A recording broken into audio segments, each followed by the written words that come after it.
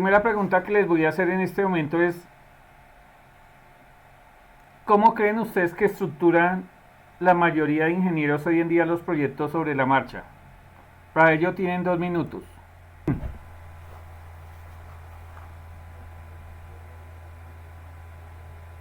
Hola, profe, buenas noches. Buenas noches. ¿Cierto, profe? ¿Cómo definimos las acciones que hemos de seguir a cada instante en el proyecto de ingeniería actualmente? Hecho la planeación para ¿Sí? tener como una organización clara del proyecto Y y a si, partir de esa planeación pues ya se van como teniendo como unas etapas ok, y si tú hoy en día estuvieras vinculado a un nuevo proyecto, ¿qué harías para tomar decisiones? a un nuevo proyecto. Pues primero tendrían que analizar el proyecto que está en curso, Ujú. como hacer como una revisión. Un feedback. Ujú, sí, sí, como para que realimenten de qué es lo que lleva el proyecto, en qué problemas pues están, como para empezar a dar solución y pues los problemas que han tenido como para evitar Ok. seguir con ellos, ¿no? ¿Y qué metodología de trabajo seguirías? Lluvia de Ah, ok, sí. ideas, Sí, sí, sí. espina de Y pescado. sí, se las habías mencionado en la clase antepasada. Listo, no te preocupes. Listo, Tranquila profe. que esto es para centrar en la charla del día de hoy. Muchas gracias. Bueno, profe. ¿Sabemos trabajar en equipo? Mis amigos, ¿qué opinan ustedes?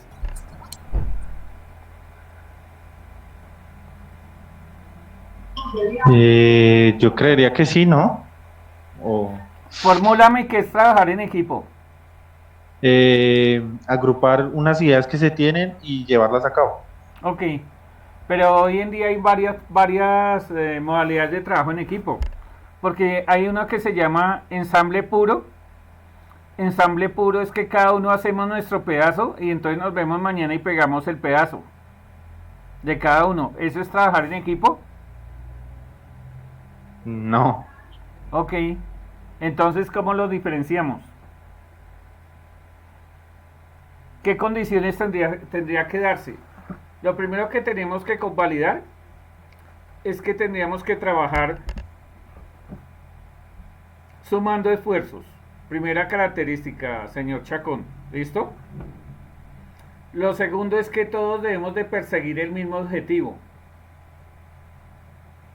La tercera condición es que ese trabajo en equipo debe ser cooperativo. Si es cooperativo, entonces debe haber un liderazgo, una estructura organizativa. El trabajo se desarrolla evolutivamente y tiene tres características. Debe ser solidario, sincronizado y coordinado. Ahora sí, teniendo la suma de todos esos elementos, ahora sí podemos decir que estamos trabajando en equipo. ¿Queda claro? Son varias personas que tienen el mismo objetivo, que suman esfuerzos, que trabajan bajo una sola estructura organizativa, que hay un desarrollo evolutivo, solidario, sincronizado y coordinado. Esas son las 8 condiciones. ¿Listos? Sí, señor. Ok, gracias. Sí, señor. Vamos a revisar algo que es la visión de Belvin. Belvin es un tratadista que se ha ocupado, se ha especializado en lo que es el trabajo en equipo. Porque a nosotros de manera primitiva nos enseñaban que trabajar en equipo de pronto era tener un líder y unos seguidores. Y resulta que toda esta teoría ha ido evolucionando. Hoy en día nosotros para los proyectos de ingeniería necesitamos tener lo más cerca que se pueda la concepción a la visión de Belvin. Belvin define 9 roles. El primer rol es el de coordinador. El segundo rol es el de impulsor. El tercer rol es el de investigador de recursos. Hay un cuarto rol que es el cerebro. El siguiente es cohesionador. El siguiente es implementador. el siguiente finalizador, el siguiente monitor evaluador y el siguiente especialista. Teniendo en cuenta que tenemos 9 roles en la nueva visión de Belbin, que están representados en el gráfico, entonces observamos que aparecen unos que se llaman roles altos, otros se llaman roles medios y otros se denominan roles bajos. ¿Cuál es la diferenciación? Los roles altos son aquellos individuos que les gusta asumir responsabilidad. Pueden sobrellevar funciones de 2 o de 3 roles simultáneamente. Fíjese que nosotros estamos hablando de que en el proyecto hay 9 roles, pero de pronto en el proyecto hay 2 personas nada más o hay 3 personas. No tenemos 9 personas para darle de manera específica a cada cual un rol. Entonces, ¿qué pasa? Que los roles se tienen que seguir cumpliendo. Lo que hay es que redistribuir las funciones.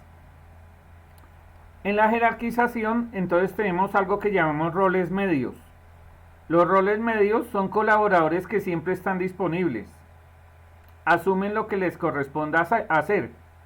Pero fíjese que el rol alto, su naturaleza es liderar. El rol medio, si tiene que liderar, lidera. Pero no tiene una apropiación innata para hacerlo. Finalmente aparecen los roles bajos. Los roles bajos son esos profesionales o colaboradores que usted identifica, que ellos dicen, no, yo le colaboro en lo que quiera, pero yo no lidero. ¿Qué quiere decir? Que va en responsabilidades. Pueden ser buenos seguidores, no necesariamente todos tenemos que tener la misma vena de líder. Vamos a ver entonces los roles.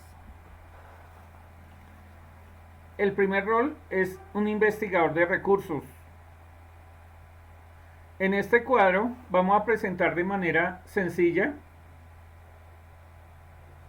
cuál es el perfil que puede tener cada uno de ellos. Un investigador de recursos es una persona que puede ser extrovertida, entusiasta, comunicativa, busca oportunidades y desarrolla contactos.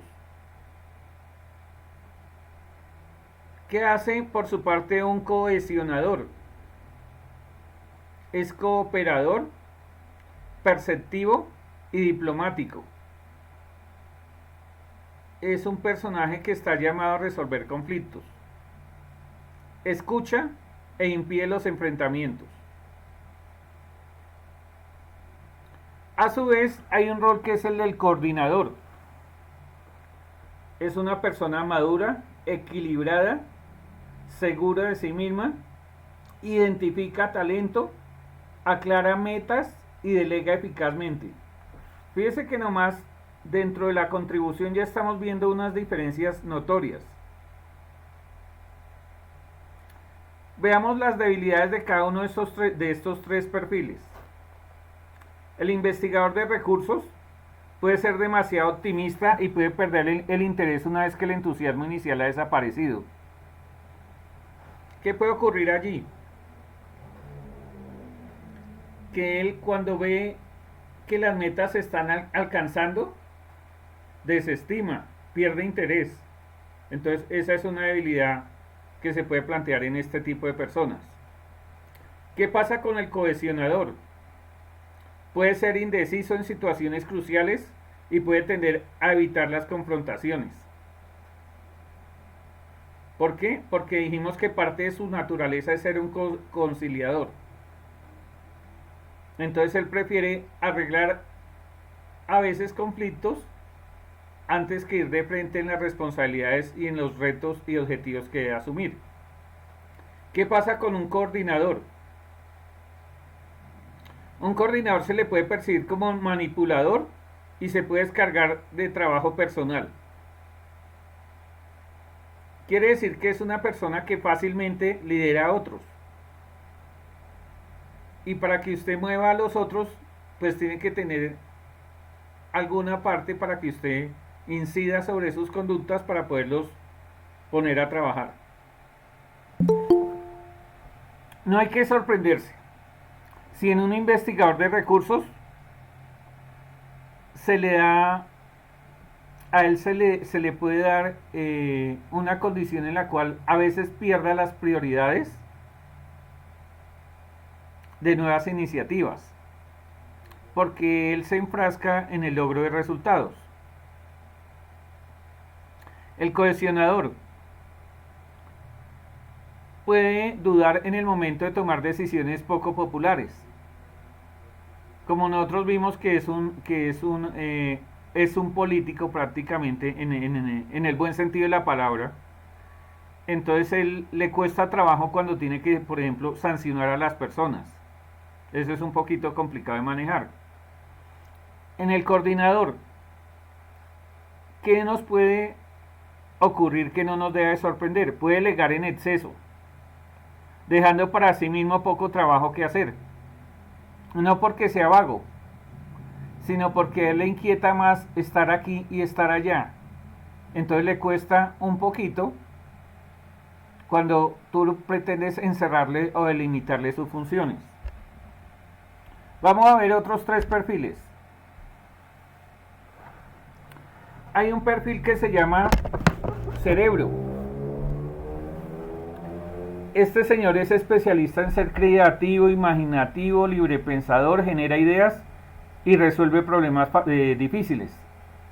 Él vuela.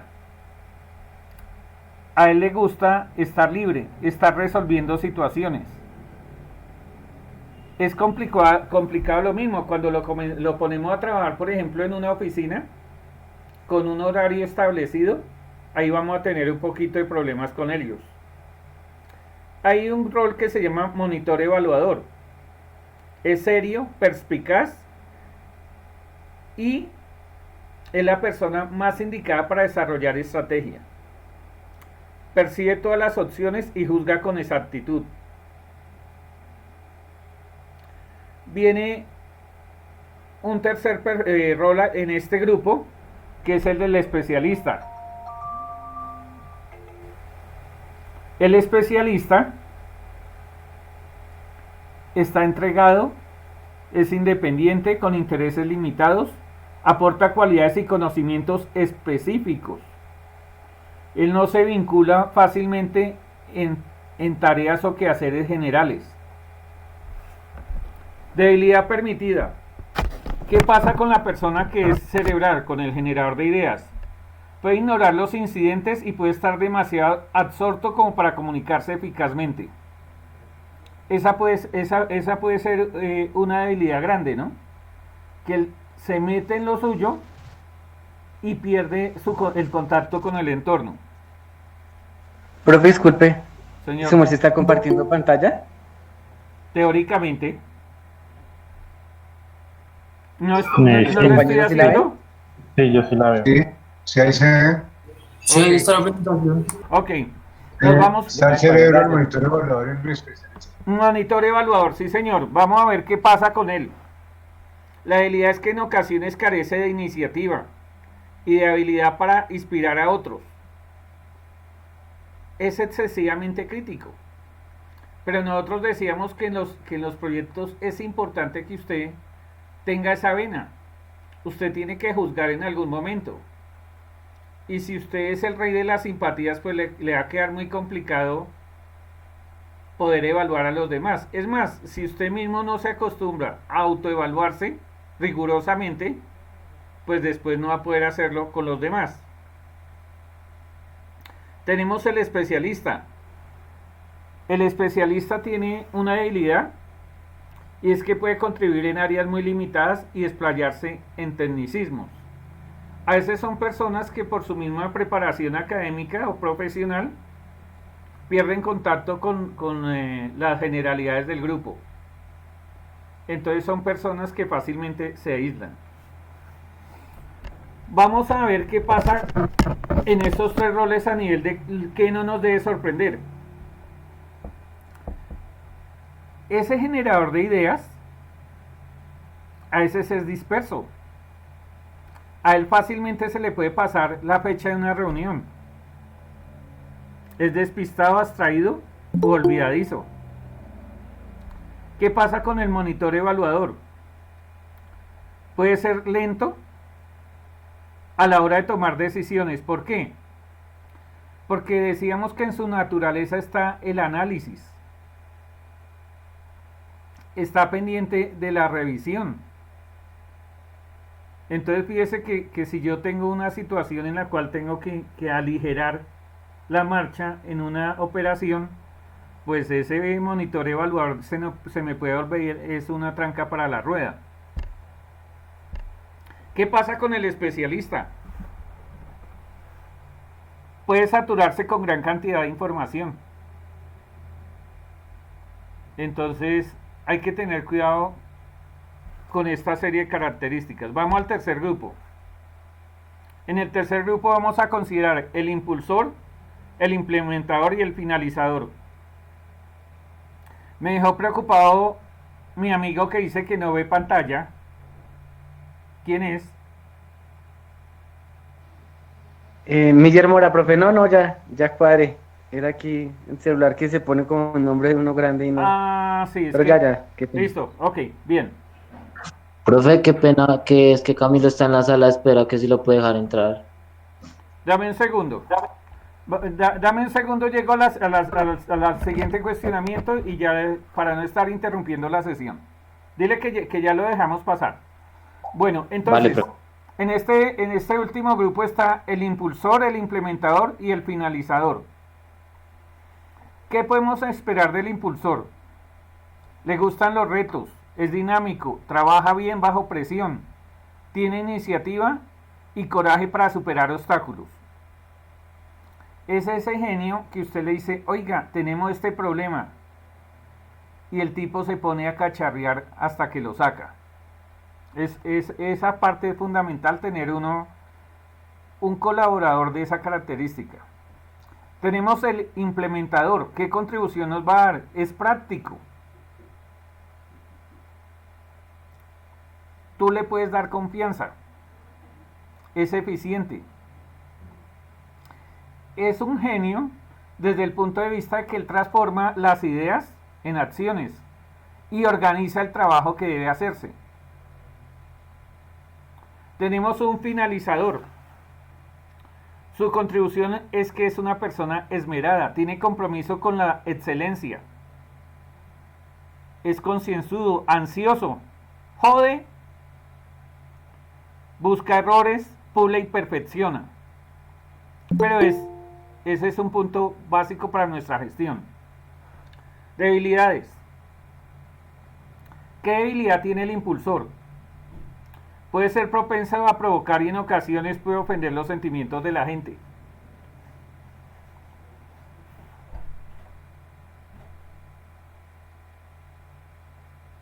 A veces no se da cuenta. Le puede pasar a la gente por encima sin que sea su objetivo. Hay uno que tiene como debilidad permitida, es que puede ser inflexible en cierta medida y lento en responder a nuevas posibilidades. Esa es una característica del implementador.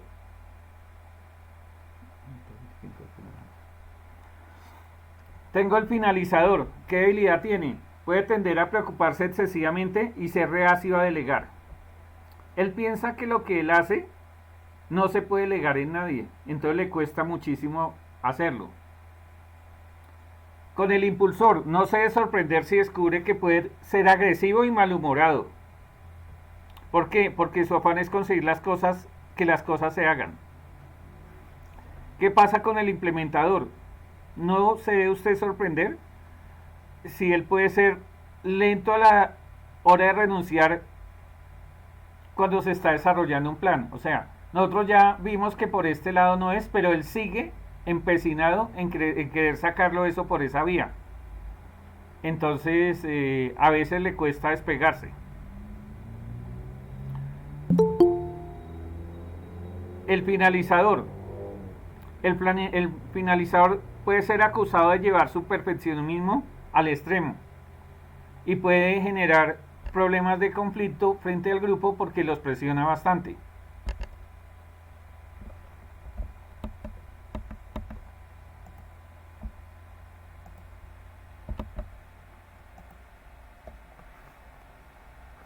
Ok, entonces, a manera de ejercicio, para que usted adquiera mayores habilidades y destrezas en el campo de la diferenciación de estos 9 roles, yo les invitaría a que hagan la lectura en el enlace que se les propone, ubiquen el orden correcto de la matriz e identifique el rótulo de cada uno de los roles de trabajo. ¿Qué sería identificar los roles en la matriz? Tenemos que revisar cuáles son los roles altos, cuáles son los roles medios y cuáles son los roles bajos. A su vez tendríamos que ver con estos rótulos que acabamos de ver: investigador de recursos, cohesionador, coordinador, cerebro, monitor evaluador, especialista, impulsor, implementador y finalizador. ¿Cómo los podemos ubicar aquí dentro de la matriz? ¿Preguntas de ese tema?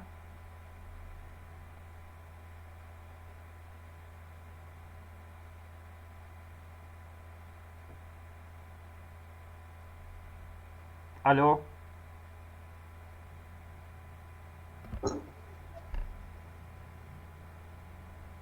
¿Cuánto tiempo, profe? Esa es la lectura que... Esta lectura, este ejercicio, no lo voy a desarrollar ahorita porque con los inconvenientes que hemos tenido vamos muy colgados de tiempo. Lo que voy a dejar es que cada uno de ustedes revise la matriz, aprenda a diferenciar los 9 roles que se tienen. Más adelante daremos la oportunidad de evaluarlo, pero yo sí necesito que cuando usted vaya a conformar su equipo o vaya a revisar lo que tiene que cumplirse como trabajo dentro de un grupo, entonces pueda diferenciar los 9 roles y pueda también comenzar a hacer un perfil de las personas con las que usted trabaja. Porque ustedes en los grupos de 2 o de 3 personas que vienen trabajando, ustedes ya más o menos tienen una visión de qué tipo de roles pueden asumir cada uno. ¿Listo? Profe, ¿es de la lectura de procesos de claves en la gestión de proyectos? No, señor, esta es otra lectura. Ah, ok. ¿Listo? Entonces, profesor, ¿nos comparte esa presentación o cómo Claro, sería ahí ese claro. link? Es más, listo, listo. hoy al final de la sesión tengo que revisar y recopilar, a ver si armamos una carpetica para que ustedes tengan a mano todo lo que hemos de tener a mano, ¿sí? Porque es que me he hablado con algunos estudiantes y están perdidos porque como tienen una presentación de hace 8 días y otra de hace 15, y si no tienen una carpetica, pues entonces pueden estar seriamente perdidos frente a los compromisos que tienen pendientes.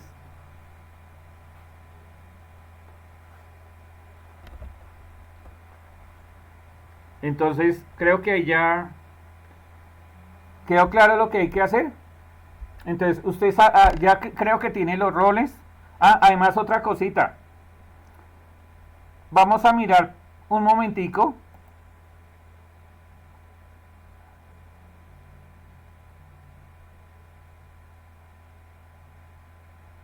Aquí está la página de Balvin, Meredith Belvin. Y aquí está, por ejemplo, en este momento tenemos en pantalla investigador de recursos. ¿Estamos de acuerdo?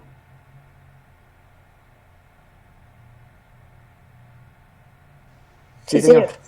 Ok, entonces, si a usted le llamó la atención lo que estábamos viendo, entonces aquí en saber más sale todo el perfil de lo que es ese rol.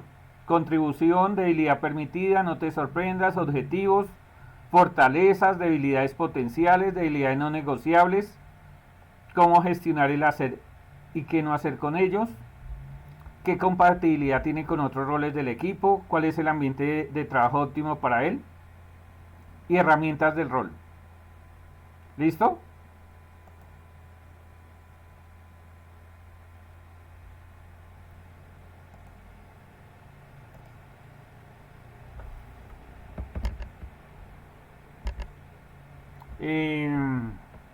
Catherine. Señor profe. Te voy a pedir un favor de aquí en adelante en esta exposición. Es que señor. yo estoy preguntando y nadie me está respondiendo, entonces quedo con la duda si no me están escuchando o si no me están viendo. Entonces, Ok. te voy O a si no pedir, lo están entendiendo. sí, te voy a pedir el favor de que tú respondas.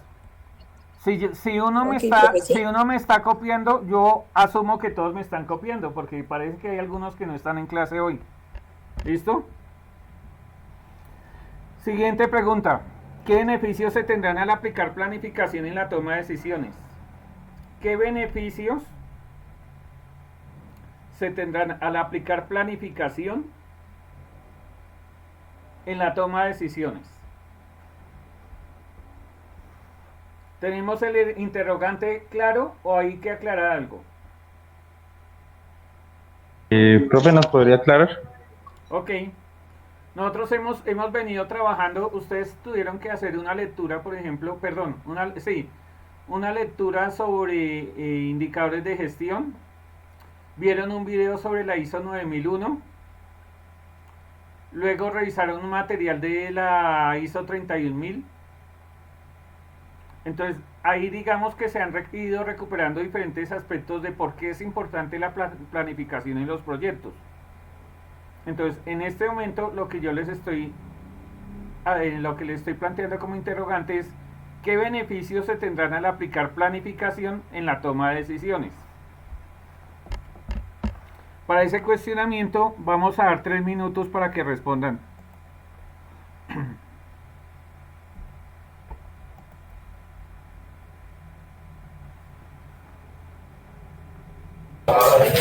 Profe, puede poner la pregunta ahí en la pantalla.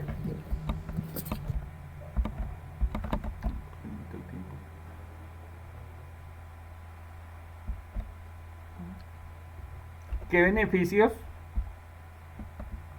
se obtienen de la planificación en el desarrollo del proyecto?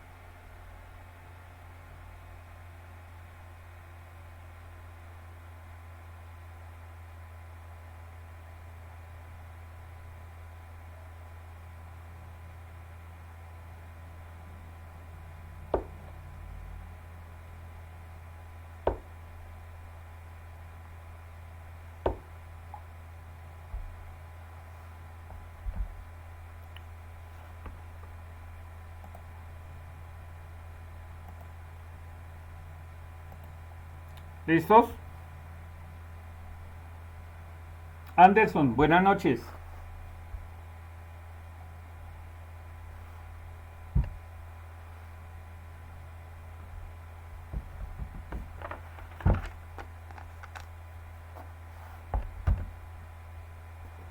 ¿No está en clase, Anderson?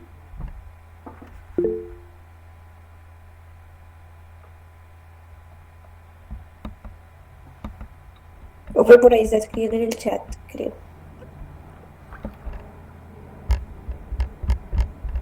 Señor Cárdenas, buenas noches. Buenas noches, profe. Colabórame. Pues acá estaba investigando un poquito y lo que encontré era que se puede mejorar la coordinación de las actividades, que también se puede llegar a reducir la incertidumbre y la minimización de los riesgos. También se pueden delimitar como los alcances de las actividades o del proyecto como tal. También se puede lograr mejorar la comunicación entre los diferentes campos que se tengan integrados y como una optimización de los recursos que se tengan disponibles. Perfecto, muy bien. Sácame Vale. una duda. Si tú estás Señor. liderando un grupo y aspiras a que te den 10 soluciones, ¿cuántas debes de pedir? Pues yo creería que las 10 o un poco más de las 10, como para tener más opciones. 10 o más de 10. Sí, 10, más de 10, por fe, más o menos el doble. Perfecto. Amigos míos, cuando ustedes estén liderando un grupo, tienen que pedir por encima de lo que esperan que la gente les dé. Porque así como yo les dije, venga, deme 10 razones, si yo les hubiera dicho deme 3, me dan 3. Si yo les digo deme 2, me dan 2. ¿Me hago entender? Entonces tienen que tener cuidado con ese concepto. Lo mismo, en la vida real. Profe, pero pues, Señor, no se supone que uno siempre pues debe ser, o sea, sí, o sea, tiene que dar lo que piden, o sea, hablando de un trabajo y ¿quién está? ¿Carrillo? sí, profe. Carrillo, su jefe le pide Uno tiene apenas lo que sabe que usted puede hacer. No, lo que se necesita. Se Exacto. necesita tal vaina. De malas. Casi siempre el jefe va a decirle de malas. O sea, quiero hacerle ver es que el jefe siempre tiene que estar presionando a la gente. Por la misma disparidad de personalidades que hablábamos antes. Hay unos que de pronto son más lentos que otros. Entonces tú siempre debes de tener en cuenta esa disparidad, esa diferencia. Todos los dedos de la mano no son iguales. Entonces debes de exigir. Profe, ese es un tema de discordia. ¿Por qué? Sí, señor. En mi opinión, profe, esto lleva es como al desgaste, ¿no? O sea, forzar a la gente, uno necesita 10, pues pide No, pero 10 y venga, ya le cada digo, es integrante que- del equipo sabe que tiene que ser sí, eficaz porque Fíjese, se piensan bobadas, ¿sí? O sea, fíjese lo que yo tiempo. le estoy diciendo. Yo le estoy diciendo que le exija. Y usted ya me está diciendo que los voy a agotar. Fíjese que, por ejemplo, en un curso como este, ¿qué tal yo dejando 3 hojitas para que lean? ¿Qué pasaría?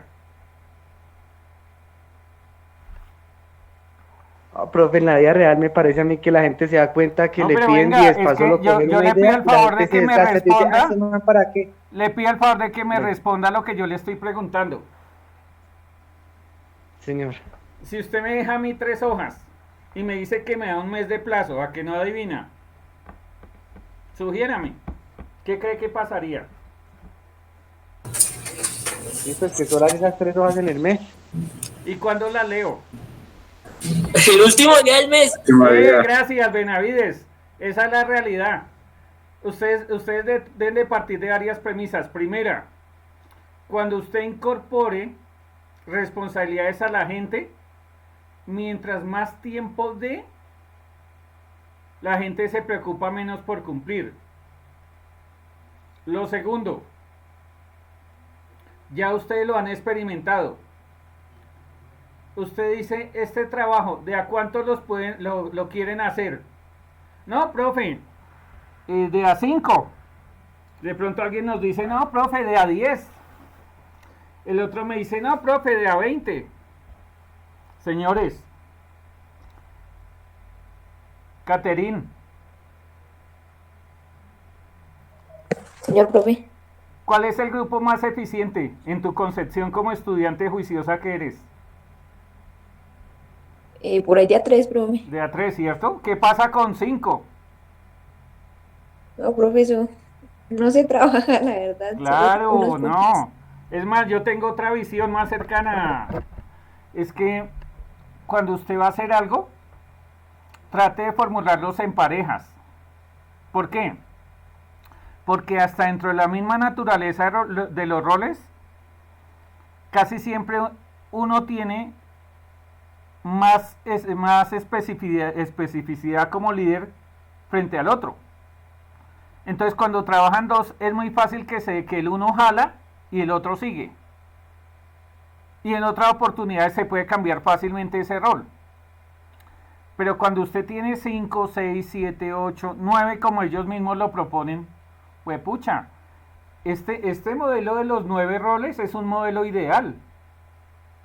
Pero va a ser muy complejo que yo en la vida real encuentre 9 personas y cada una con esa característica específica que se requiere en cada rol. Entonces, ojo con eso. Lo mismo. No, pues eso sí de acuerdo, profe, pero estamos hablando cuando yo comienzo a pedir trabajo a nivel laboral, yo también ya identifico. Y creo que ustedes también ya lo han identificado en sus trabajos. El jefe o los jefes dicen, este muchacho trabaja, a este le puedo dar esta responsabilidad. A todos no se les puede dar la misma responsabilidad. Y eso quiero que quede claro. Y creo que los que trabajan, señor Junco, respóndame por favor, a todos, Sí, señor. Sí, señor. a todos los que participan en un proyecto o dentro de su empresa, ¿a todos les dan la misma responsabilidad? No, señor, cada uno es especialista en... Cada uno le especifica su rol. Perfecto, perfecto. Hay algo que se llama la teoría clásica de la administración. Cuando usted lee por allá la teoría de Taylor hablaba, ¿no?, que tenía que ser un negrero. No, nada.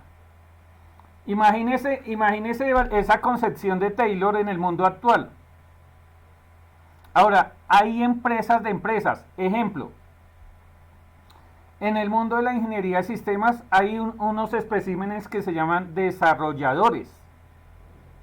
Si nosotros vimos un poquito con atención lo que estamos explicando, un desarrollador es un generador de ideas. Es lo más parecido. Es un espíritu libre.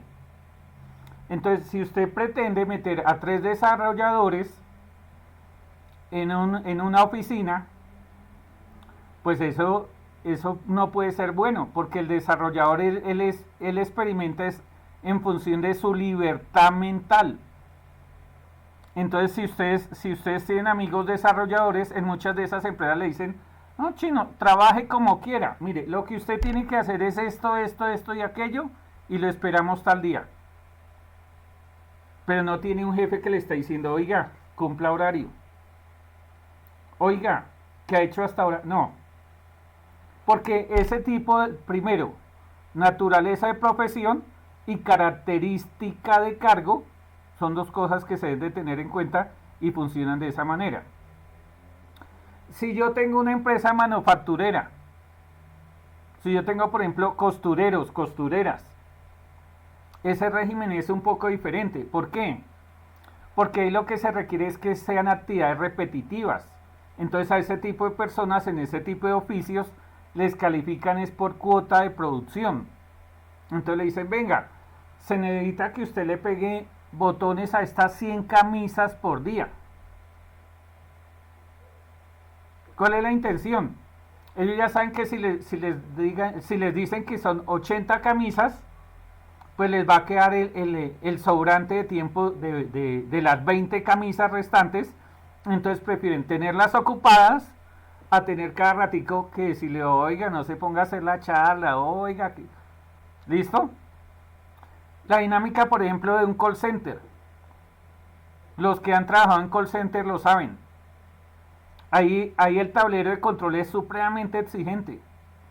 El monitor o el coordinador está encima de todos y en su pantalla está viendo el rendimiento de todos. Es un cuadro comparativo. Entonces él se está dando cuenta que el uno está atendiendo 20 llamadas mientras el otro está revisando solo 3 llamadas. Algo está pasando ahí. En el tablero de control él también puede obtener información que dice, oiga, son 10 operadores, hay 7 que se mantienen en este rango y hay 3 que no se mantienen en el rango. Entonces por eso es importante ese tipo de cosas. Y lo que decía el señor Carrillo, en el mantenimiento, en el cumplimiento de rutas. Yo no creo que en ese tipo de trabajo le digan, oiga Carrillo, vaya y haga un puntico. Y cuando se desocupe, me llama a ver si hay algo más para hacer. ¿Cómo trabajan, por ejemplo, los señores que trabajan en mantenimiento con los instaladores, por ejemplo, de Claro? O los señores que están en mantenimiento con Claro. Ellos les mandan una hoja de ruta y una vez le dicen, venga, tiene que cumplir con 7 visitas día. Que están, fíjese que matemáticamente las distancias no van a ser las mismas todos los días, pero ellos ya saben que con 7 visitas tienen a la gente. Eso es lo que yo le estoy diciendo. Bueno, más allá de eso, entonces vamos a hablar las 10 razones para mejorar la planificación del proyecto. Coincidimos con mi amigo Cárdenas, dijo, visualizamos riesgos. Esa es una ventaja de planificar. Una segunda ventaja del planificar es que identificamos cursos de acción.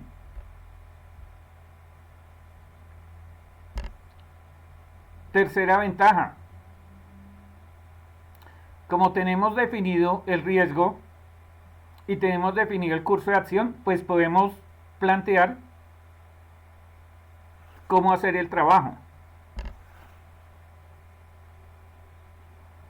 Lo siguiente es que cuando hay planeación, se transmite seguridad a los actores involucrados. Me refiero, si el cliente pregunta por su proyecto, usted le podría establecer qué había planificado y qué se ha gestionado. Pero si ni siquiera ha hecho un cronograma de actividades, pues va a ser un poco complicado. Y el cliente va a tener la sensación de que la firma que contrató, como que no sabe mucho de aquello.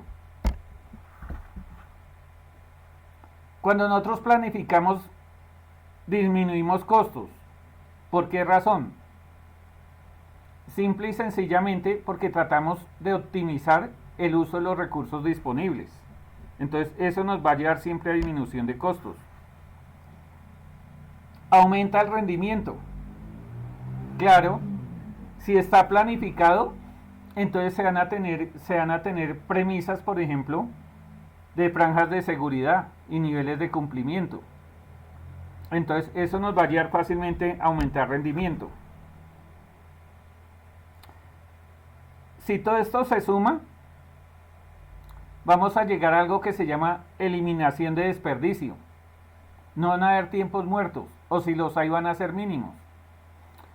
Si nosotros planificamos, por ejemplo, en la planta de producción se van a tener determinadas unas fechas para hacer mantenimiento. Y esos mantenimientos casi siempre van a ser predictivos o preventivos, no correctivos. Se mantienen los niveles de motivación. Cuando se planifica se pueden definir metas parciales.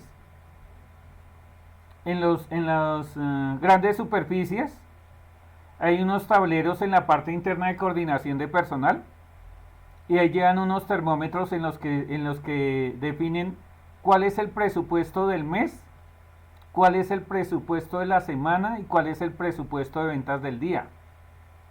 Y eso en algún momento les puede colaborar para que tomen decisiones para hacer una promoción, para cerrar venta, para no hacer pedido o para hacer pedido, para pedir descuento al proveedor para poder hacer la promoción. Todo ese tipo de eventos se generan a partir de la planeación. Si yo planifico, pasa como cuando usted llega a una fiesta. Usted llega de primero y tiene algo que se llama control de situación. Usted sabe qué pasa desde que llegó hasta que se va.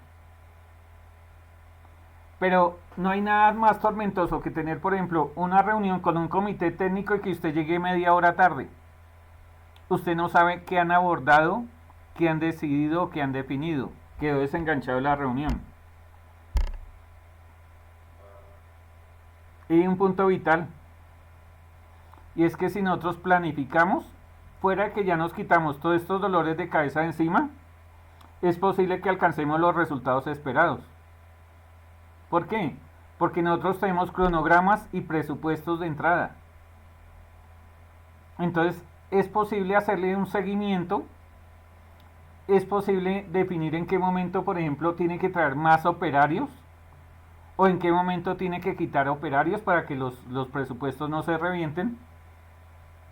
Entonces, esas 10 razones creo que son suficientes para incorporar la planificación en sus proyectos. La pregunta es, ¿de dónde parte la planificación? La planificación parte de lo que nosotros vemos. Lo que hay es que saturar la cantidad de información que nosotros traemos para tomar decisiones. Porque si usted se conforma con levantar cualquier información y sobre eso tomar decisiones, eso le da dolores de cabeza. ¿En qué sentido?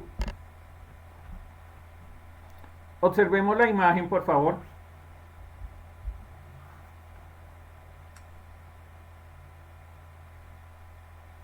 Señor Benavides.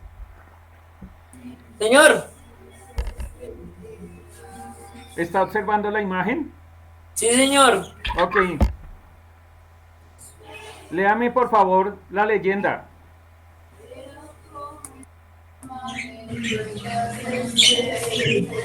Wash. El felino está... Uy, man. Bueno, yo entiendo, el felino está recorriendo. Ahí ya no sé qué es. Las escaleras. ¿Se está subiendo o bajando? Porque aunque usted no tiene la información completa, puede acercarse a la realidad de esa información. Por antecedentes, palabras, es como que ya esas palabras las había leído antes y pues puedo como organizar unas cosas. Perfecto. Y porque nuestro cerebro tiene un proceso neurolingüístico, hay cosas que en primera instancia no necesita completar. Casi siempre la información será suficiente en temas prácticos, porque el cerebro ya tiene un banco de memoria en el cual él completa automáticamente.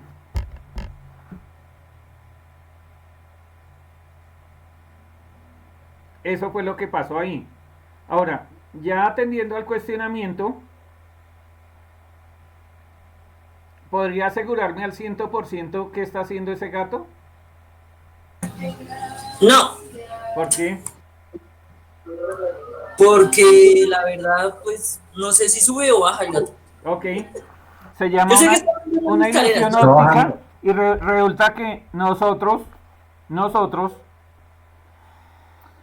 debido a la forma como nos relacionamos con nuestro medio, estamos expuestos a ese tipo de cosas, a que hayan algunos eventos que traicionan nuestros sentidos. Entonces, tiene usted que tener en cuenta que para tomar decisiones no puede tomar decisiones a partir de eventos de este tipo, en los cuales no se sepa si se va o si se viene. Es algo así como el siguiente planteamiento. Si yo les dijera, muchachos, ¿qué televisor quieren tener? Entonces, algunos me dirían que el nuevo modelo del 2020. Full color, inteligente, respuesta por voz. Todas las bondades que puede tener este televisor con sus nuevos procesadores. ¿Cuál es la primera preocupación que tendríamos como usuarios? Tratamos de conocer los alcances de la funcionalidad del control remoto para lograr el máximo beneficio. eso es una trivialidad, ¿no? Porque nosotros casi nunca leemos el manual, aunque nos lo entregan. Nosotros comenzamos a hurgar, a ver qué pasa. Pero nos cuesta seguir las instrucciones a ese nivel. Pero venga. Para resolver situaciones, nosotros tenemos un equipamiento sofisticado. ¿Y por qué le digo que es un equipamiento sofisticado? Mire la información que les estoy planteando allí. El cerebro tiene una capacidad de memoria de 500 petabytes. Y nuestra unidad de procesamiento es de un hexaflops. Ni le digo que lo intente escribir porque de pronto no lo podemos escribir.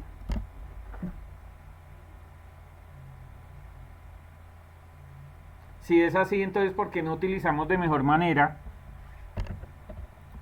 todos esos recursos que nosotros tenemos para...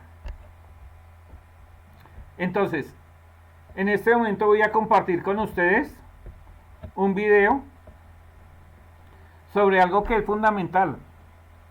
Imagínense que nosotros tenemos un inconveniente, es que nunca nadie nos habló de cómo funcionaba el cerebro, ni mucho menos nos preparó para la vida real para decirnos qué podíamos obtener y cómo lo podíamos obtener a partir de esa herramienta. Voy a compartir el video. ¿Cómo funciona el cerebro? Estamos escuchando todo. Aunque pocas veces nos paramos a pensar en la importancia que tiene dentro de la regulación de nuestras actividades cotidianas, anatómicamente, el cerebro es la parte más voluminosa del encéfalo y está dividido por un surco central llamado cinsura longitudinal en los hemisferios derecho e izquierdo, a la vez unidos por el cuerpo calloso. La superficie de cada hemisferio presenta un conjunto de pliegues que forman una serie de depresiones irregulares, son los surcos o fisuras. La disposición que adoptan estos surcos nunca es igual entre los cerebros de diferentes personas y también adoptan disposiciones distintas en ambos lados de un mismo encéfalo. Cada hemisferio cerebral se divide en 4 lóbulos: el frontal, el parietal, el temporal y el occipital. En general, los 4 primeros lóbulos se sitúan debajo de los huesos, que llevan el mismo nombre. Así, el lóbulo frontal descansa en las profundidades del hueso frontal, el lóbulo parietal bajo el hueso parietal, el lóbulo temporal bajo el hueso temporal y el lóbulo occipital debajo de la región correspondiente a la protuberancia del occipital. El cerebro contiene varios billones de células, de las que unos 100.000 millones de neuronas, y posee casi 100 trillones de interconexiones en serie y en paralelo que proporcionan la base científica que permite el funcionamiento cerebral. Gracias a los circuitos formados por las células nerviosas o neuronas, es capaz de procesar información sensorial procedente del mundo exterior y del propio cuerpo. El cerebro desempeña funciones sensoriales, funciones motoras y funciones de integración, menos definidas asociadas con diversas actividades mentales. Algunos procesos que están controlados por el cerebro son la memoria, el lenguaje, la escritura y la respuesta emocional. El funcionamiento del cerebro se basa en el concepto de que la neurona es una unidad anatómica y funcional independiente, integrada por un cuerpo celular del que salen numerosas ramificaciones llamadas dendritas, capaces de recibir la información procedente de otras células nerviosas, y de una prolongación principal, el axón, que conduce la información hacia las otras neuronas en forma de corriente eléctrica. Pero las neuronas no se conectan entre sí por una red continua formada por sus prolongaciones, sino que lo hacen por contactos separados por unos estrechos espacios, denominados sinapsis. La transmisión de las señales a través de las sinapsis se realiza mediante unas sustancias químicas conocidas como neurotransmisores, de los cuales hoy se conocen más de 20 clases diferentes. El cerebro tiene a su cargo las funciones motoras, sensitivas y de integración. El hemisferio cerebral izquierdo está especializado en producir y comprender los sonidos del lenguaje, el control de los movimientos hábiles y los gestos con la mano derecha. El hemisferio derecho está especializado en la percepción de los sonidos no relacionados con el lenguaje, música, llanto, en la percepción táctil y en la localización espacial de los objetos. Hoy en día se sabe que en el lóbulo occipital se reciben y analizan las informaciones visuales. En los lóbulos temporales se gobiernan ciertas sensaciones visuales y auditivas. Los movimientos voluntarios de los músculos están regidos por las neuronas localizadas en la parte más posterior de los lóbulos frontales, en la llamada corteza motora. Los lóbulos frontales están relacionados también con el lenguaje, la inteligencia y la personalidad, si bien se desconocen funciones específicas en este área. Los lóbulos parietales se asocian con los sentidos del tacto y el equilibrio. En la base del encéfalo se sitúa el tronco cerebral, que gobierna la respiración, la tos y el latido cardíaco. Detrás del tronco se localiza el cerebelo, que coordina el movimiento corporal manteniendo la postura y el equilibrio.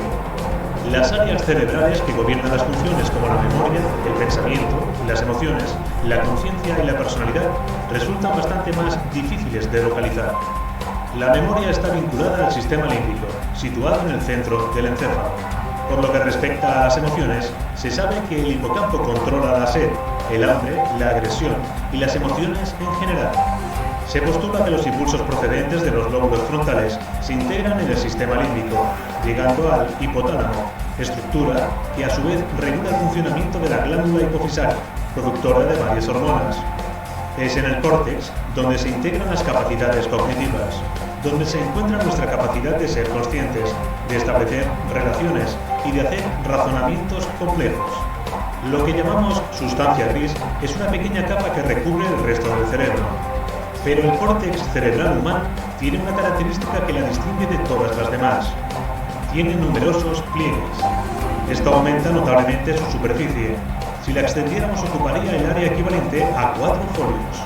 En comparación, la de un chimpancé solo sería de un folio, la de la mona ocuparía como una tarjeta postal y la de la rata de un sello de correos. El procesamiento de la información sensorial, recogida del mundo que nos rodea y de nuestro propio cuerpo, las respuestas motrices y emocionales, el aprendizaje, la conciencia, la imaginación y la memoria son funciones que se realizan por circuitos formados por neuronas interrelacionadas a través de los contactos sinápticos. Es por este motivo que el funcionamiento cerebral se asemeja en parte a una computadora. Pero el cerebro es muchísimo más complejo que un ordenador, ya que está dotado de propiedades que solo proporciona su naturaleza biológica. Esperamos que este vídeo te haya gustado y te sirva de ayuda. Hasta pronto.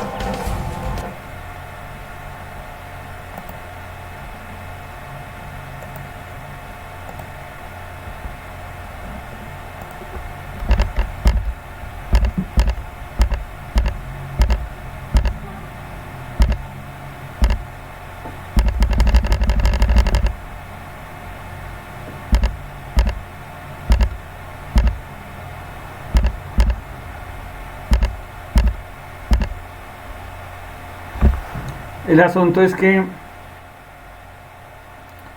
nosotros tenemos que revisar cómo es la forma en que podemos ser más eficientes y más productivos. Hay una hipótesis que es las inteligencias múltiples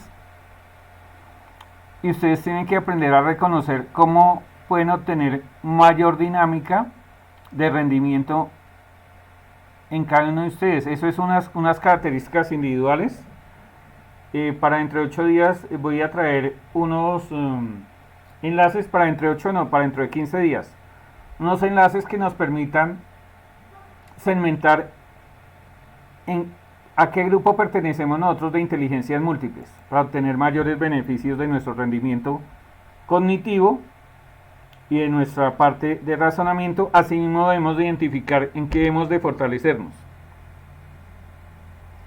Ahora sí, lo que me estaban preguntando, yo les facilité una lectura sobre los procesos claves en el proyecto. ¿Quién la alcanzó a hacer?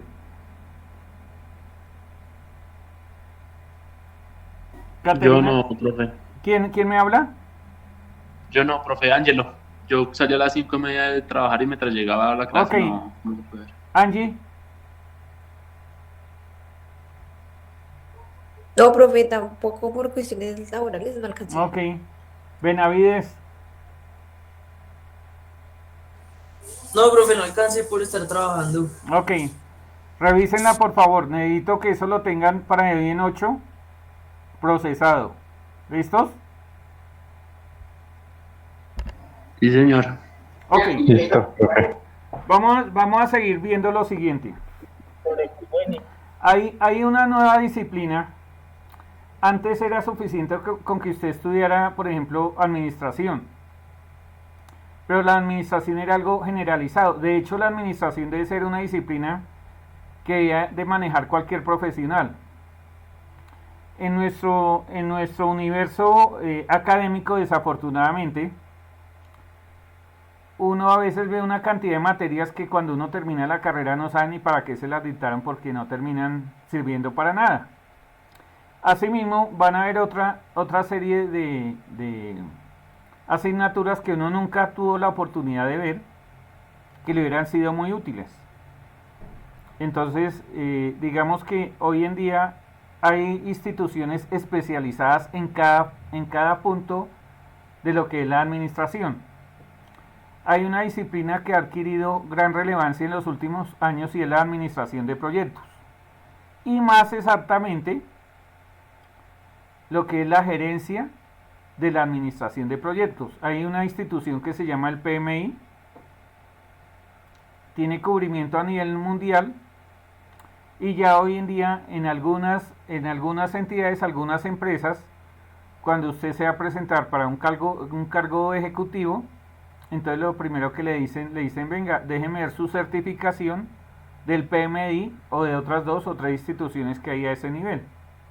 El PMI ha hecho una evolución tal que ya tiene tiene su propia Biblia, tiene su propio texto que vincula una serie de conceptos que son los que la persona que quiera certificarse, entonces lo que tiene que hacer es hacer el curso con ellos y recopilar la información que está condensada en el PMBOK.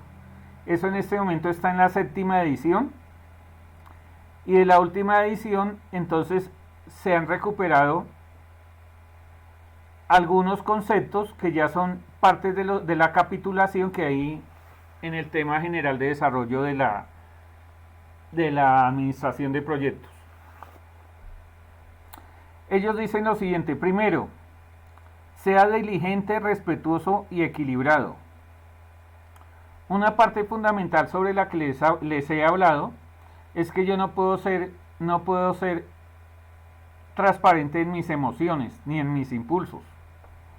Entonces por eso dice que es ser equilibrado, es ser pausado, no transmitir a nivel emocional, digamos de estado emocional. No es bueno transmitirlo en la gestión de proyectos. Eso sí, sea respetuoso y sea diligente, sea dinámico. Lo segundo, construyan la cultura de la responsabilidad y el respeto. Nosotros tenemos un concepto que se llama las 7 S de McKinsey, y dentro de esa teoría administrativa se dice que debe haber cultura organizacional, cultura de trabajo. La gente, por ejemplo, que no nos conoce y cuando llega a la escuela tecnológica, muchas veces lo he oído, les llama la atención que siendo una entidad de educación superior a nivel de establecimiento público, pues las condiciones que tenemos de nuestras instalaciones son la viva imagen de lo que somos nosotros como conglomerado, como personas. Entonces eso habla bien de nosotros, pero eso lo da una cultura organizacional, una cultura de marca. Lo tercero, involucre a las partes interesadas para comprender sus intereses y sus necesidades. Hombre, si yo tengo un cliente que es en últimas quien va a ser el elemento que se va a beneficiar con el proyecto que estamos haciendo, pues debíamos de preguntarle qué espera del proyecto. Debemos de conocer cuáles son las sensaciones y las percepciones que tiene cada día en el desarrollo del proyecto. Eso es fundamental. A veces las personas no dan las respuestas adecuadas porque no saben los requerimientos de las otras personas. Entonces de eso es de lo que habla este punto. Focalicen los valores agregados. Tenga presente primero que todo no son valores materiales. Pero usted debe ser una persona carismática. Debe ser una persona que brinda más de lo que le están pidiendo. No se acostumbre a trabajar ras a ras. Porque creo que usted como cliente, usted como consumidor, siempre vive muy a gusto con las firmas, las empresas, los prestadores de servicio o los proveedores que le dan un poquito más de lo que usted pide. Entonces no lo pierda de vista. Reconozca y responda a las interacciones de los sistemas. Usted dentro del proyecto va a tener una serie de conjuntos, una serie de sistemas. Va a ser fundamental que usted revise y tenga presente en sus experiencias día a día que debe mantener una buena interacción. Nosotros veíamos el tema del cerebro, cuántas redes neurales tenemos. Lo importante no es que se tenga, sino cómo se maneje. Por eso a veces ustedes han trasegado laboralmente por empresas que son muy pequeñas pero muy eficientes, y a su vez empresas o instituciones que son muy grandes, tienen muchos recursos, pero el desarrollo de su gestión no se compadece con los recursos que hay allí involucrados. Dice: motive, influencie, dirija y aprenda. Esto tiene mucho que ver con algo que les he hablado a ustedes, que es el triángulo del ser humano. Nosotros sentimos, pensamos y actuamos. Esa debe ser una premisa fundamental para su gente. Sentimos, pensamos y actuamos. Por eso dice: primero motive. Si la gente está suficientemente motivada, la vas a poder influenciar. Si se puede influenciar, es más fácil de dirigir. Pero hay un aspecto fundamental, y es que usted está dispuesto a aprender todos y cada uno de los días de sus experiencias laborales y profesionales. Quiere decir que no sea prepotente. Deje que la gente participe. Es más, involúcrela. Y los resultados van a ser óptimos. Sea flexible y adapte basado en el contexto. Que es que en la programación lo que decía era que se tenía que hacer esto. Hombre, no se puede hacer eso hoy porque hoy está lloviendo. Bueno, entonces tengo que adaptar las condiciones de trabajo a lo que hay en este momento en el terreno. Adapte. Adapte es que usted sea capaz a que con lo que hay, con eso es que se tiene que hacer. No que se acostumbre, no, es que no. Es que, mira que uno, como profesional, yo por lo menos a veces hablo con los estudiantes y yo, créame que ya estoy acostumbrado a escuchar excusas de diferente tipo. A mí hay veces personas que me escriben: profesor, mire, es que tengo este problema para entregar este trabajo. No hay problema. ¿Por qué? Porque yo ya tengo focalizado, tengo identificado quién es quién. Uno sabe quién trabaja y quién es vago, sin necesidad de estar todos los días con ustedes. Hasta la forma en cómo presentan una excusa. ¿Sí? O el día de hoy hay compañeros que me escribieron hace un rato y me dijeron: profesor, no puedo ir a su clase. No hay problema. Hay otros que si me hubieran dicho eso yo estaría pensando, otra vez vagando. Siguiente: exija calidad en los procesos y en los resultados. Amigos míos, les he hecho énfasis: sean exigentes. Créanme que nosotros, para llegar a ser ingenieros, no fue exactamente porque tuvimos compromisos con la mediocridad. Ni a ninguno de ustedes creo que nadie le haya regalado las cosas para estar donde está hoy en día. Las cosas que valen la pena hay que sacrificar. Pero asimismo, usted tiene que enseñar a su gente a que se exija. No, que eso quedó más o menos, bueno, dejémoslo así. No, venga. Eso tiene que quedar bien hecho. Porque en la medida, es como si usted se acostumbra en sus compromisos de autodisciplina, usted dice: me tengo que levantar a las 6 de la mañana. Pero si su compromiso con usted mismo es decir: uy, no, pero 6 de la mañana, uy, es muy temprano, yo más bien me levanto por ahí a las 10, claro. Si se levanta todos los días a las 10, a las 11 o a las 12, lo más seguro no consigue trabajo.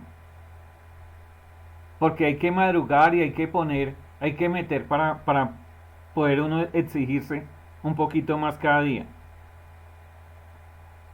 Enfrente la complejidad usando conocimiento, experiencia y aprendizaje previo. Cuando yo tengo una situación, un obstáculo, un caso crítico, pues hoy en día usted piensen que no está solo. La infinidad de recursos que usted tiene, ustedes hoy en día, por ejemplo, a nivel de estudiantes, ven materias como los cálculos, que les dan dolores de cabeza. Pero hoy en día, ¿cuántos recursos tiene disponible un estudiante? Está el tío Julio, están las aplicaciones, están sus compadres, están los libros. Entonces, estamos en la era de la informática. Sácale jugo a la era de la informática. Tenga visualizados, ojalá vaya construyendo una base de datos de los profesionales que usted considera que son eficientes en sus áreas. De pronto no lo necesita mañana ni pasado mañana, los vuelve a necesitar dentro de 3 años. Pero es importante que usted tenga la información, por eso dicen que la información es poder. Entonces por eso dice, al enfrentar la complejidad, piense en lo que es conocimiento, lo que es experiencia y lo que es aprendizaje previo. Al evaluar considere lo positivo y considere lo negativo. Considere qué oportunidades hay y qué amenazas se tienen. No se le vaya a ocurrir hacer procesos de planificación sin contemplar las amenazas, los riesgos. Pero tampoco vaya a colocarse en una posición de sobredimensionar esos riesgos porque si no nunca va a hacer nada. Adopte cursos de acción adaptables y resistentes. Antes hablábamos de las conductas de las personas, ahora estamos hablando de los cursos de acción. Los cursos de acción deben de proponer plan A, plan B, plan C. Oiga, y si pasa esto, ¿qué vamos a hacer? Ahora, si usted contempló eso como líder y no pasó, no tiene problemas. El problema es si usted no lo contempló y pasó. Ahí sí tendría un problema grave. Entonces es adaptabilidad y resistencia frente a unas condiciones que probablemente nosotros podemos identificar. Habilite el cambio para lograr resultado previsto. Venga, antes era suficiente con planificar. Hoy en día hay un ejercicio que se llama planificación, pero hay uno más importante, se llama replanificación. Replanificar es lo que le toca a usted hacer sobre la marcha. Lo que pasa es que en nuestro contexto, en el medio colombiano, no hay planificación, es muy pobre. Entonces la gente hace más replanificación que planificación. Pero lo ideal, lo sensato es que nosotros como ingenieros, como líderes, pensemos en planificar y después obviamente habrá que replanificar, objetar, redimensionar. ¿Todo esto hacia dónde va? Todo esto sigue en el mismo esquema que hemos trabajado, que yo lo primero que tengo que hacer es un reconocimiento y análisis del contexto, luego llego a unas metas a corto y mediano plazo. Antes se consideraba que mediano plazo era de 1 a 3 años. No, mediano plazo hoy en día puede ser año y medio y corto plazo lo que nos ocurre de aquí a 1 año. Y eso exagerando. Determinamos el plan de acción e implementamos. Pero venga, hay 3 elementos que debemos de tener muy claros en la gestión del proyecto. Primero, la ruta de trabajo. Segundo, los instrumentos de seguimiento. Y tercero, las estrategias de mejoramiento. Ustedes deben ser conscientes y debe hacer visible eso desde el mismo momento en que comienza a trabajar el proyecto. Ruta de trabajo, instrumento de seguimiento y estrategia de mejoramiento. ¿Qué es un plan de acción? Un plan de acción simplemente es una herramienta de planificación. ¿Para qué sirve? Para llevar un control de las tareas o proyectos. Funciona como una hoja de ruta que establece la manera en que se organizará, orientará e implementará el conjunto de tareas necesarias para la consecución de objetivos y metas.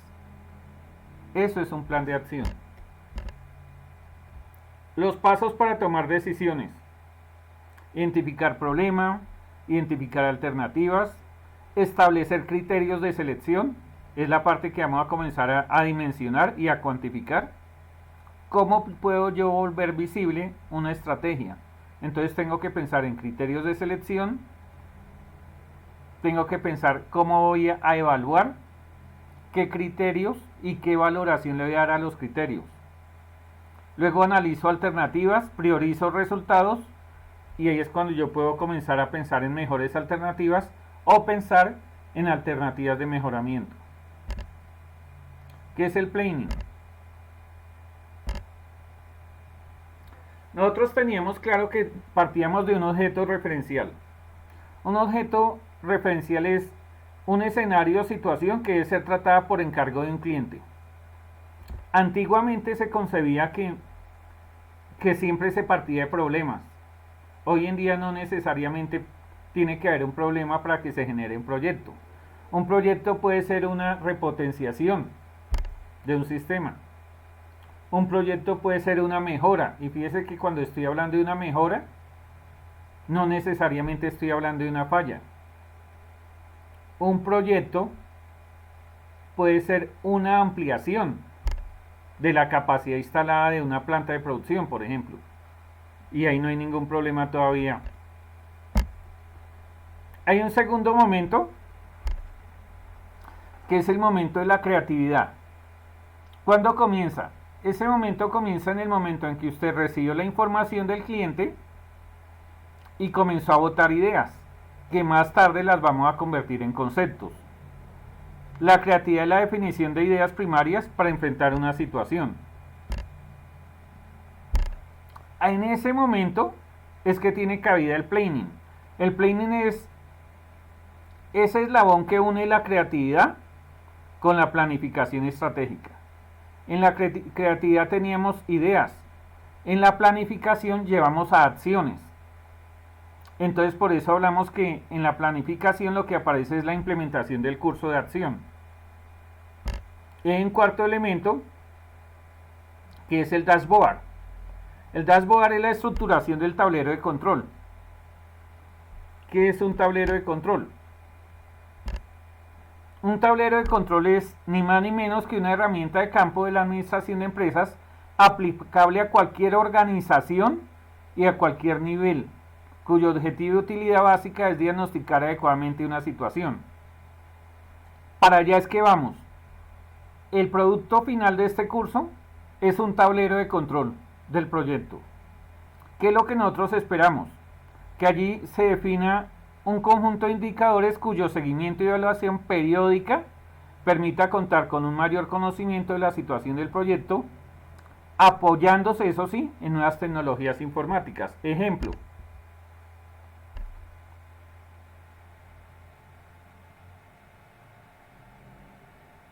Eso es un tablero de control. Entonces, imagínense ustedes en un escenario en el cual, en la gestión que usted desarrolle, usted pueda plasmar en un gráfico, en una unidad, en una hoja,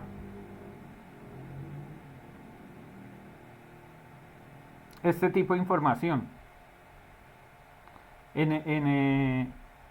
En ambientes de trabajo, de emprendimiento, entonces se habla del lienzo. Un lienzo es un muro donde usted tiene toda la información. Si ustedes observan la secuencia, miren, este proceso, independientemente de lo que sea, imagínense que es un proceso en el que usted está revisando cómo se están gastando los recursos. ¿Cuál es la ejecución que se está teniendo? Mire que este proceso que les estoy presentando es un proceso de tráfico informativo en el cual el fenómeno es demasiado sensible. Y como es sensible, entonces lo que ellos procuran es que la información se obtenga segundo a segundo. Esa es la idea. Si yo puedo mirar, por ejemplo, el cronograma, el control del presupuesto, la asignación de tareas, cómo va, la elaboración de informes escritos, los cuadros de indicadores, y todo esto lo tengo en una sola hoja, pues creo que el trabajo se nos va a facilitar porque usted puede tomar decisiones. Y de hecho, fíjese que esto es como tener una ventanita en cada área de interés de su organización o de su proyecto. Entonces usted podría fácilmente tomar decisiones en cualquier instante, porque simplemente tiene que irse a su tablero de control o mirar su tablero de control. Lo que les digo, esta dinámica es una dinámica que lo hace segundo a segundo, pero para nuestro quehacer, pues podríamos tener un tablero de control que nos bote información semana a semana o día a día, de acuerdo al proyecto. Allá es a donde los quiero llevar a ustedes. Preguntas sobre el tablero de control.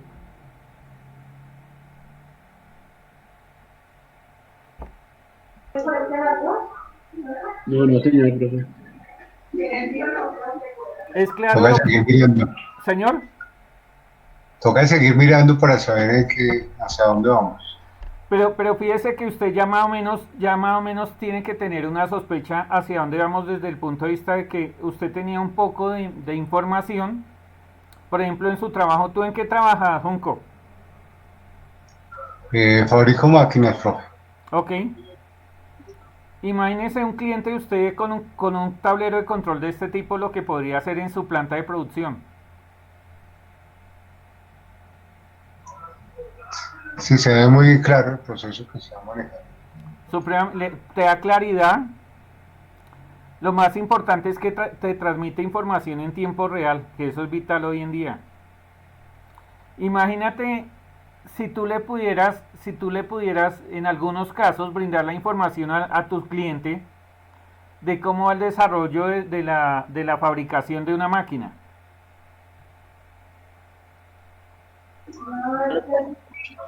Ahí siempre piden fotos de lo que uno, cómo van a... Exacto. Pero ojo, porque aquí también entonces también te puede servir desde el otro punto de vista. Tú como fabricante necesitas tener control sobre algunas cosas. Ejemplo, tenemos unas materias primas que son las vitales en tu negocio. Entonces ver comportamientos de posibles alzas o cosas de ese tipo. Un tablero de control será tan vertiginoso y tan amplio como usted lo quiera lograr hoy en día. ¿Listo? Sí, señor, gracias. Esto nos va a llevar a digamos que el modelo primario de un tablero de control son las matrices. Entonces, por ejemplo, aquí tenemos una matriz de selección en la cual yo tengo una solución propuesta A, una solución propuesta B y una solución propuesta C. Y yo puedo dinamizar mediante una cuantificación por puntaje cuál es la mejor opción. Costo de implementación, duración de entrenamiento, tiempo de implementación, alineamiento con la estrategia, retorno de inversión. Entonces, ¿para qué nos sirve? Para tomar decisiones. Dentro de ese orden de ideas, entonces yo les propongo lo siguiente. Primera metodología. Metodología de las 5 Ws y una H. ¿En qué consiste? Viene de las siglas en inglés del qué, cómo, cuándo, dónde, por qué y cómo. En las siguientes columnas nos comienzan a acercar hacia dónde podría ir orientada la pregunta. ¿Qué sucede? ¿Qué estamos haciendo? ¿Quién? Relaciona con las habilidades de las personas. ¿Cuándo? ¿Dónde? ¿Por qué? ¿Y cómo? ¿Qué método vamos a utilizar? El qué va a ser el problema. Al establecer el problema, usted debe revisar características como qué pasa con el problema en la parte humana, en la parte material, en la parte financiera, en la parte logística, en la parte tecnológica, en la parte de relación de algunas de estas características, en el impacto de las características o en los efectos ocasionados por el problema. Entonces, si usted revisa esa matriz, ahí está la explicación teórica a grandes rasgos de lo que necesitamos hacer. Metodología de las 5 Ws y una H. Segunda metodología. La segunda metodología que vamos a dilucidar esta noche es la de las ideas. ¿Me confirman la hora, por favor?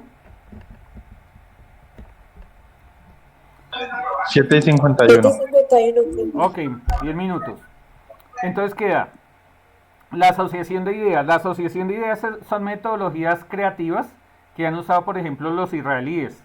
Se parte de dos conceptos disímiles que quieren compartir características. Ejemplo, el ojo del águila, que era el más potente en ese momento, y los anteojos. Son dos conceptos muy diferentes. ¿Qué hacemos?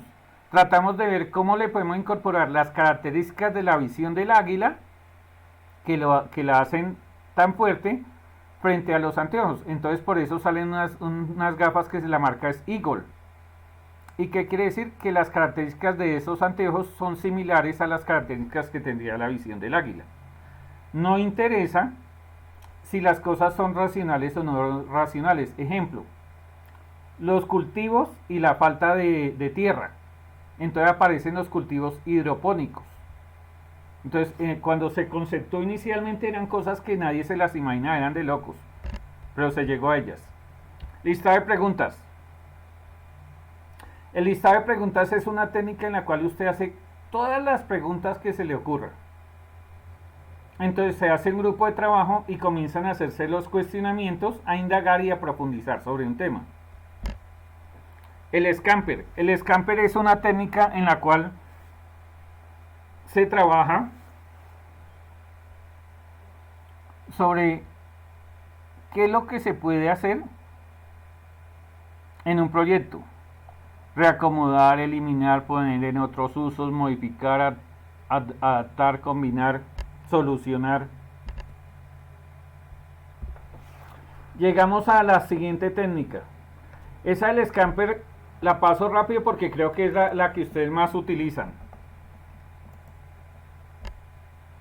Porque ustedes cuando tienen que hacer, por ejemplo, un prototipo, ustedes trabajaron mucho de esa. Lo que pasa es que algunos de pronto no sabían el nombre de la técnica, ni sabían que eso que hacían empíricamente tiene una formulación teórica y técnica. Llegamos a los 6 sombreros para pensar.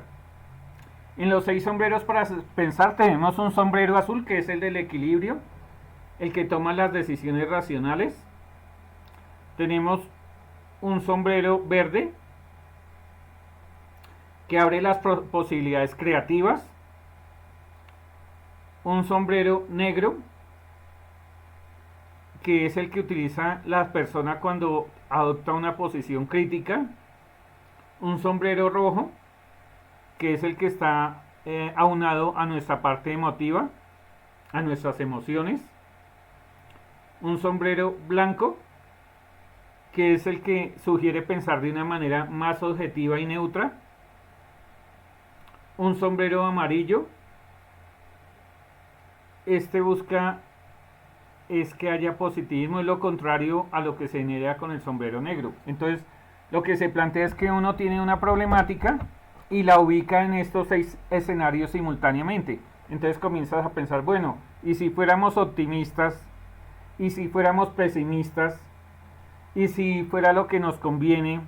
¿Y si fuera lo que debemos ajustar a nuestro presupuesto? Es este tipo de dinámica. Hay una que es el pensamiento radial, que es coger el objeto del estudio, el problema de investigación, y se comienza a botar una serie de cuestionamientos, pero todos referidos al elemento. Entonces, ejemplo, ¿cuál es el problema? El problema es que se necesita un brazo mecánico. Ah, bueno. ¿Qué características tendría el brazo mecánico? ¿De qué materiales podemos fabricar el brazo mecánico? ¿Qué tipo de control electrónico puede tener el brazo mecánico? ¿Qué tipo de software podemos implementar en el brazo mecánico? ¿Cuánto nos costaría el brazo mecánico? Fíjese que en el centro de la información se comporta como una telaraña. varios radios y todos los radios llevan a un solo centro, que es el problema de investigación. Aquí les dejo un material de apoyo. Dice, en los siguientes ejemplos revise y defina cuál puede haber sido la metodología más apropiada para llegar al concepto. Primer ejemplo, creatividad. Cuando alguien generó este concepto, tuvo que haber tomado una de esas rutas. Entonces quisiera que lo revisen y piensen cuál podría ser el procedimiento más adecuado.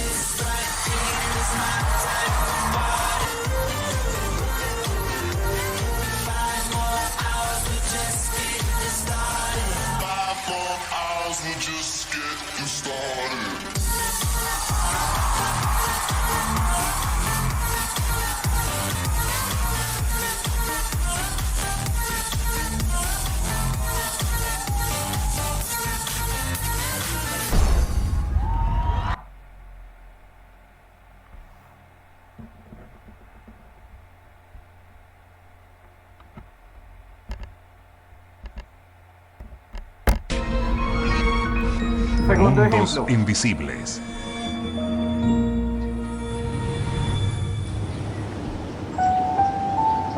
Secretos invisibles.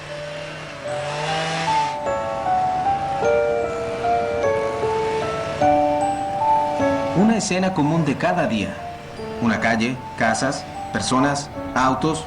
Aquel está mal estacionado. Otra vez. ¿Qué podría ser más normal? Pero estas escenas están incompletas. La imagen que vemos solo es parcial. Aquí está sucediendo algo más. Algo que el ojo no capta, pero es tan real como la calle bajo mis pies. La verdad es que la imagen que nosotros vemos no es más que un diminuto fragmento de una realidad mucho más grande. Pero ahora Profe, una podemos ver ese pregunta. mundo más grande, el mundo invisible. Profe, es que no estoy viendo la pantalla, o sea, solo veo la inicial y ya, no estoy viendo si está proyectando video. Ok, entonces hagamos una cosa porque estoy preocupado por varias situaciones. La primera es que muchos de ustedes de pronto pueden estar en examen el día de hoy. Para el día de mañana, entonces yo publico la grabación de esta clase. Les envié al WhatsApp los 2 puntos que deben desarrollar en grupos de 4 personas máximo. Esa es la primera parte del parcial. Tienen que tener cuidado con las actividades que debieron de haber enviado. Y lo otro es, por ejemplo, lo del tema de las ISO. Por favor, revísenlos porque sobre eso va el tema escrito dentro de 8 días. Y ya a cada grupo con el mayor de los gustos, entonces ustedes me sugieren cuándo nos podemos reunir. Esto último son unos videos ya de aplicación de las técnicas en el material escrito. Entonces hay dos partes. Una parte es algo que yo ya les había pedido, que era el trabajo del ejemplo de las 5 casas de Einstein para solucionar problemas. Se tiene que construir una matriz para tomar una decisión, para una respuesta. Y el segundo ejemplo es un escenario de simulación que se llama Sobrevivientes en el desierto. Entonces ahí está explicado. De todas maneras, para que no estemos con afanes, el día de mañana, 2 de la tarde, espero vía Teams a las personas que quieran incorporarse a esa reunión. Yo creo que no me demoro media hora para explicarles lo que deben de hacer como primera parte del parcial. ¿Quedamos? Listo, profe. Entonces, ¿ese parcial se desarrollaría de hoy en 8? No, ese parcial tienen que trabajarlo ustedes, reunirse como grupo y adoptar sus soluciones. Pero le digo que para no hacerlo de afán, mañana lo explico a las 2 de la tarde qué deben de hacer y cómo deben de hacerlo. Como son de a 4 personas, aspiraría que por lo menos haya una persona de cada grupo. Máximo 4. Si alguien queda solo, lo siento mucho. ¿Listo? Listo, profesor, sí, señor. Señores, les agradezco su tiempo. Me disculpo por todos los inconvenientes tecnológicos que hemos tenido en las últimas sesiones. Me dicen que para la otra semana ya me tienen solucionado, porque parece que parte de ellos es de la plataforma de la escuela. Entonces, parece que ya la otra semana volvemos a tener tranquilidad sobre las sesiones grabadas, que ha sido otro dolor de cabeza. Y les formulo lo último. Aquí lo que teníamos que era 2 videos finales. Y les hago una serie de preguntas direccionando cómo manejar eso. Pero esto no es parte de nota. Es más de lo que ustedes deben desarrollar a nivel evolutivo dentro del desarrollo de la asignatura. Entonces no se preocupen. De mi parte, agradecerles su tiempo. Que tengan una feliz noche. Hasta luego, profesor. Muchísimas gracias. Chao, profe. Gracias. Hasta luego, profe. Gracias. Se cuidan. Chao, profe. Bueno, estamos hablando. Chao, profe. Chao, profe. Gracias. Que estén muy bien. Chao, mañana. Que estén muy bien. Se cuidan.